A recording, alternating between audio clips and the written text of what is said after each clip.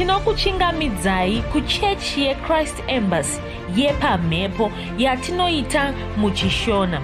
Iko zvino hapachina chikonzero chokupedza svondo rose usina kupinda chechi, nokuti painopindwa unenge usipo, kuda wakanga uri kubasa pakaenda vamwe kuchechi, kuda wakanga uri parwendo, kuda chechi yeChrist Embassy haisati yakuwanikwa kwaunogara, kana kuti unofarira hako kudzidza shoko raMwari nechishona. Ino ndiyo yave chechi yako. Chipinda tinamati. Haleluya. Tinosangana zvakare pamunamato wedu weChrist Embassy watinoita pamhepo muchishona. Tichimba kuti makava nesvondo rakanaka. Tichimba kuti makanga muri kufamba nesu pazvidzidzo zverhapsody zvatinokutumirai zuva rimwe nerimwe. Haleluya. Ndinoda kutanga nokutenda mufudzi Chris weAkilome, vanova ndivo vanoti pamukana iuyo kuti tigone kusangana tichidzidza shoko raMwari pamwe chete, tichikurudzirana nokusimbisana neshoko raMwari. Ndo zvekare vanotinyorera bhuku rerhapsody ratinowana zvidzidzo zvedu zvatinowana pazuva rimwe nerimwe, kunyange paminamato yakaita seino. Haleluya. Ndoda kuti tibve tapinda muchidzidzo chedu. Haleluya. Murangarira kuti mwedzi uno wachikunguru wakanzi mwedzi wemufaro, mwedzi womufaro, mwedzi watiri kufara. Mufudzi Kristu akatotitaurira zvokuita kuti mumwedzi unoyu tinofanira kupota tichisangana. Patinosangana paya tinofanira kupota tichironga kudya. Haleluya. Tichironga kudya pamwe chete. Kwanzi tinosangana tichiimba nzimbo dzokurumbidza, tichipupurira zvakanaka zvatakaitirwa naMwari kana zvatiri kuitirwa naMwari, tichikurudzirana nokusimbisana, tichizodya nokunwa. Haleluya. Amen. Uye zvakanzi patinodya kudaro, zvatinodya zvacho tinofanira kunge tiri isu tinenge tazvigadzira. Saka munoronga kugadzira zvokudya izvozvo muzvidya pamwe chete, kureva kuti hamuendi navanhu vanobika zvokudya vachitengesa, motenga mouya mogara modya. Aiwa, kwanzi zvibikei, zvigadzirei murimi. Haleluya. Ndoda kuti nditore chidzidzo chedu kubva mugwaro redu rerhapsody. Kwanzi tsigira kuparidzwa kweruponeso nemari. Tsigira kuparidzwa kweruponeso nemari.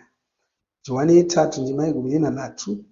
Kwanzi nokuti Mwari vakada nyika vakasvika pakuipa mwanakomana wavo, anova ndiye oga wavakanga vazvara, vaida kuti vanhu vamugamuchire vasazoparara asi vawane upenyu husingaperi. Haleluya. Mufudzi Kristu tsanangura zvikanzi tine mabasa atinoita. Aya mabasa ekuunza vanhu kuna Mwari, pamwe nekuunza kururama kwaMwari panyika pano, tichiunzawo kururama uku mumwoyo yevanhu. Kwanzi iwe unofanira kudzitsigira mabasa aya, matsigire nemari yako. Usangoatsigira nemashoko omuromo wako chete, usangoatsigira nomwoyo wako chete, matsigire nemari. Haleluya. Matsigire nemari. Kwanzi kupa kwakakosha, kunobatsira pakururama kwako. Izvi ndizvo zvatinoziviswa naMweya Mutsvene. Vakashandisa Pauro kutizivisa izvi. Tinoverenga mashoko avo muna tsamba yechipiri kuvaKorinde chitsauko chepfumbamwe ndima yechinomwe kusvikira yegumi. Haleluya. Saka kwanzi ipa, ronga kupa. Asi mumwe angati ini handina mari saka ndopa sei, nokuti ndo mutauro unowanzoshandiswa navanhu vakawanda. Isu handina mari, isu hatina mari. Munhu iye anenge achiti handina mari asi chingwa unotenga achidya. Haleluya. Chokwadi chaicho ndechokuti vanhu vashoma chose vasina mari. hatina kuti une madhora 10 here, hatina kuti une 100 ramadhora here, hatina kuti une chiuru chemadhora here, hatina kuti une zviuru zvemadhora here. Tati une mari here. Haleluya. Mozisi wakambobvunzwa mubvunzo wakaita saiwoyo. Wakanga ari kutumwa kuIjipita, akataridza kuti zvaanga ari kutumwa izvi zvanga zvichazomunetsa kuita. Mwari nobva vamubvunza vakati, chii chaunacho ipapo? Mozisi wakagona kudavira akati, ndine tsvimbo. Haana kuti handina chandinacho. Ndomhosho inoitwa navanhu vakati wandei. Vanokasira kuti handina chandinacho. Havatariri pane zvavanazvo. Vanongofunga kuti kuda munoda chakati. Kati ngandindasvika kwavari ngati ndoda mari. Anobva afunga kuti kuda ndiri kuda chiuru chamadhora. Saka anobva ati handina mari. Asi iye madhora 10 anawo munhu. Haleluya. Unofanira kupangwarira ipapo. Chii chaunacho ichocho wadii kuchipa somupiro, wadii kuchiwedzera kubasa ratiri kuita, wadii kutaura uchidaro.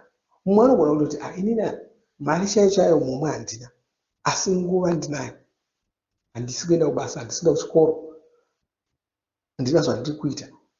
Une chaunacho wotouya woti saka apa pavachiona kubhadharwa apa, chiregai ndichiita ini musingandibhadhari. Haleluya. Ndechimwe chikonzero usingafaniri kumanyirira kuda kutsvaka kubhadharwa kana ukaita ukanobetsera chechi neimwe nzira. Usamanyirira kudaro. Ukaona kuine basa kuchechi ranga richafanira kubhadharwa mari, chitoona iwo somukana wokuti upewo kuchechi. Unonga usina mari chaiyo momwe, asi nguva yako iyoyo imari. Nokuti vanhu vane mari muhomwe, mari iyoyo vakaiwana sei? Vakabhadharirwa nguva yavo. Saka enda unoisa nguva yako kuchechi, imari iyoyo. Haleluya. Unenge watonovhara chimwe chinhu changa chichafanira kubudisa mari. Haleluya. Saka hapana anoti handina. Uye nyange ukati nguva handina, ndakabatikana ndakadii, hauna here dhora rimwe chete? Kana mari iri pasi pedhora, hauna madhora 2 here? Yaunga uchida kutengesa chingwa iyo, haugoni kufanira kuipa here? Ukanobika hako sadza kumba, ukanodya hako mabura kana mambaira kumba, kana kungorega kudya chingwa chacho, uchiti mari yangu yechingwa ndakaipa kuchechi, saka nhasi handina chingwa chokudya. Haufi ukashayiwa chingwa kwezuva rimwe chete, hautombofi. Saka tose hapana asina, tinazvo zvatinokwanisa kupa. Kwai kune vanhu vanopa mari yavo kuna Mwari. Shungu dzevanhu ava ndedzokuti ruponeso rusvike kumunhu wose. Vanotsvaka kuti kururama kwaMwari kukurumbire panyika pano. Izvi ndizvo zvaunofanirawo kuita iwe. Shingaira kutsvaka kuti ruponeso rusvike pasi rose. Tsigira mabasa eruponeso nemari yako. Isa mari yako zhinji kumabasa aya. Isa mari yako zhinji kumabasa aya. Ndogara ndichifanira kuvhunza mubvunzo iwoyo. Ndogona kuvhunza mubvunzo iwoyo nhasi. Imbogara pasi, unyore pasi mari dzako, uone kuti mari yako yakawanda inoenda kupi. Unogona kushamisika woona kuti mari zhinji yako inongoenda kuzvinhu zvisina basa zvakangowanda wanda. Unogona kushamisika kuti gore rinogona kupera usina mari inomusoro yawapa. Wapa mari isingakwani kutenga gapu renyama gore rose dhawu. Kuna vamwe vanongobudisa mari yavada muhomwe, yavangononga muhomwe wokanda iyoyo. Vanhu vakadaro ndovazoyambira achiti uwerengedzai mari yenyu. Muona kuti pagore uchipasa izvo Mwari unenge wapa mari. unogona kuti gore rogona kupera wapa madhora maviri, gore rogona kupera wapa madhora 10. Haleluya. Regai ndizvireruse. Handisi kuti kupa Mwari dhora rekuAmerica, handisi kuti kupa Mwari dhora kwakashata. Kana iri iyo yaunayo zvakanaka, asi rega ndikutaridze, kana ukange uchipa dhora, uchipa kamwe chete pasvondo, gore parinopera unenge wapa madhora 50 chete. Saka pagore rose unenge wapa madhora 50 kuna Mwari, madhora 50. Wochitarira kuti inini mugore rese mari yandakadya chidya ice cream, machips, matamba, matohwe, imari. Uona kuti madhora 50 iwayo kuda wakanga wapedza nezuva rimwe chete kamazuva maviri. Haleluya. Saka unofanira kuzvingwarira izvozvo. Tsvaka kuti mari yako zhinji iende kuna Mwari. Tarira kuti unowana mari yakawanda zvakadii.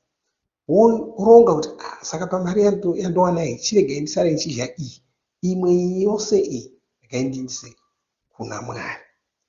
Kwai Mwari vakatipa mwanakomana wavo, vakanga vari kutotitaridza mapiro atinofanira kuita isu. Mwanakomana uyu ndiwo muponesi Jesu. Vakapiwa kuti munhu wose aponeswe. Mwari vakanga vari kutitaridzawo kukosha kwemweya wemunhu, vachitizivisa kuti mweya wemunhu wakakosha saJesu. Mweya uyu wakakosha kudarika nyika ino yose. Izvi ndizvo zvatinoona mumashoko aJesu. Tinoverenga mashoko acho muna Mariko esere ndima 33 kusvika 34. Inoti nokuti munhu angawana hake nyika yose, nyika iyi ikava yake, asi upenyu hwake hunoparara, chaanenge agona chii? Upenyu hwemunhu ndihwo hwakanyanya kukosha. Hapana chaungabhadhara kuti uhuwane. Iwe unofanirawo kunzwisisa izvi ugoshingaira kutsigira mabasa eruponeso nepfuma yako. Kwaishuva kuti ruponeso rusvike pasi rose. Tsigira mabasa eruponeso, matsigire sezvinonzi wava kupenga. Haleluya. Regai vanhu vati wava kupenga uchitsigira mabasa eruponeso chete. Raramira muponesi Jesu, vararamire nemwoyo wako wose. Haleluya. Amen. Saka tsigira mabasa aMwari, tsigira mabasa oruponeso, nokuti kuponesa vanhu ndo basa gurusa raungaita panyika pano. Kuponesa vanhu, kutendeusa munhu kwakadarika kuendesa munhu kuchikoro. Kuda ungasazviziva izvozvo. Kutendeusa munhu kwakadarika kununura munhu panjodzi wanga akufa. Kutendeusa munhu kwakadarika kumutengera hembe dzokupfeka. Kutendeusa munhu kwakadarika kumupa zvokudya. Kuna vamwe vasingazvizivi zvinyange vanoda kubatsirwa vacho, anoti mangondivigira shoko raMwari ko, dai mandivigira zvimwe. Kukutendeusa kwakakosha kudarika zvimwe zvose zvako. Nokuti munoona, ndikakupinza kuchikoro ukaenda kugomba romoto, ndakubatsira pakudii? Kwai zvinobatsirei kuti munhu awane zvose zviri panyika pano orasikirwa nomweya wake? Kwai zvinomubatsira chii? Kureva kuti zvingakubatsirei chii kuti ndakutengera zvokupfeka, ndakutengera zvokudya, ndakupa mari, ndakubhadharira chikwereti, ndakurapisa kana kuti ndakurapa, asi iwe wapedza, ndapedza kuitira zvose izvozvo woenda kugomba romoto, ndakubatsira chii? Haleluya. Handiti ukazoenda kugomba romoto ikoko ukazowana kuti ndingadenda kutendeusa, unosvika kuti ko munhu isei asina kundifarirawo, wanga achingondivaraidza, achingondipa zvokudya, achikona kundiudza zvakakosha izvino, nhasi ndaano kugomba romoto. Haleluya. Saka ndo basa ratinaro ratofanira kurikoshesa. Ngaitinyengetere. Vanoda kutenda nezita raJesu. Nokutenda nokuda kunaka kwenyu, nokutenda nokuda kudo rwenyu, nokutendai nokuti muri vatsvene. Ndinoda kutendai, ndinoda kuona umwe wandinamata naye ndinoropafadza. Chitaura maropafadzo pamusoro pomupenyu hwake, pamusoro pemhuri yake. Muzita ramambo Jesu ndinoti wakaropafadzwa. Ndinonyengeterera vese vasinganzwa zvakanaka, ndinotaura kuti hapana ndonda pakati pavo. Muzita raJesu ndorayira kuporeswa kwenyama yavo, kuporeswa kwemiviri yavo, muzita ramambo Jesu. Satani ndisarohwa pamusoro poupenyu hwavo, pamusoro poutano hwavo, muzita ramambo Jesu. Ndorayira kuti miviri yavo inogwinya, inosimba, nezita ramambo Jesu. Ndinokutendai nokunamatai. Amen. Haleluya. Zvakanaka, hatisati tapedza toda kuti timbowana nguva yekurumbidza Mwari, tinamata Mwari, tozovhara. Vaya vasati vazvarwa patsva, tichanamata nemi mushure maizvozvo, tichinamata nemi kuti mugamuchira Jesu mugoponeswa. Mwari vakuropafadzei. Amen.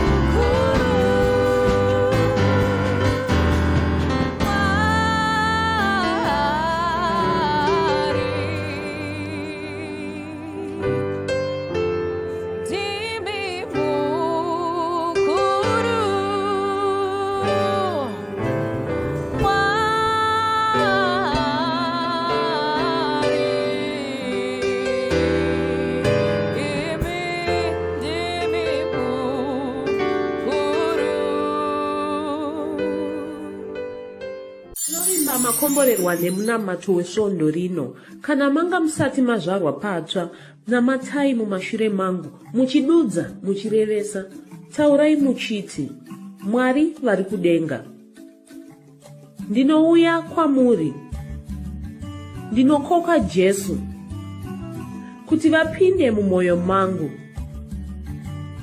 Ndinokumbira kuti Jesu vatonge upenyu hwangu.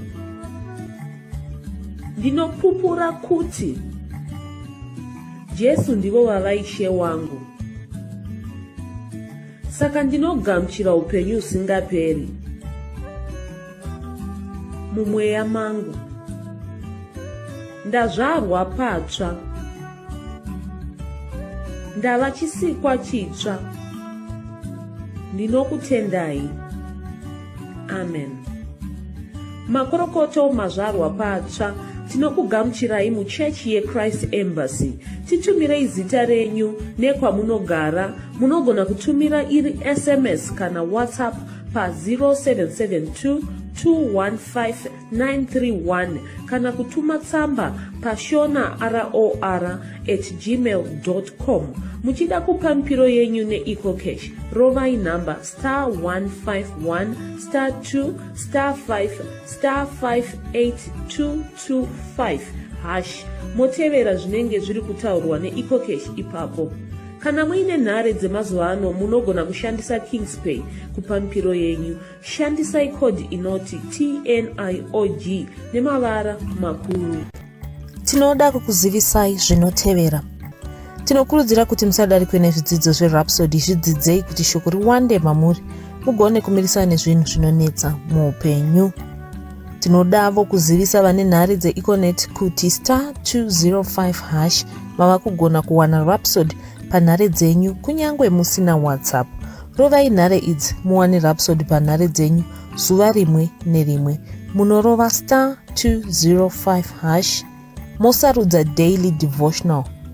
Subscribe, shona Rhapsody muchishona. Munamato uno munoubata pa WhatsApp, pa radio, pa YouTube panoti Shona Online Church, pa www.ce-shonachurch.org, nepa vcc.rhapsodyofrealities.org. Tinokumbira mutizivise kana muri kutibata pane imwe yenzvimbo idzi. Kana pari painternet, munogona kunyoresa muchitipa zita renyu. Kana pari pa WhatsApp, tinyorerei tigopota tichikutumirai zvimwe zvidzidzo, kana kutitumira SMS pa 0772 166 928. Ivai nesvondo rakanaka.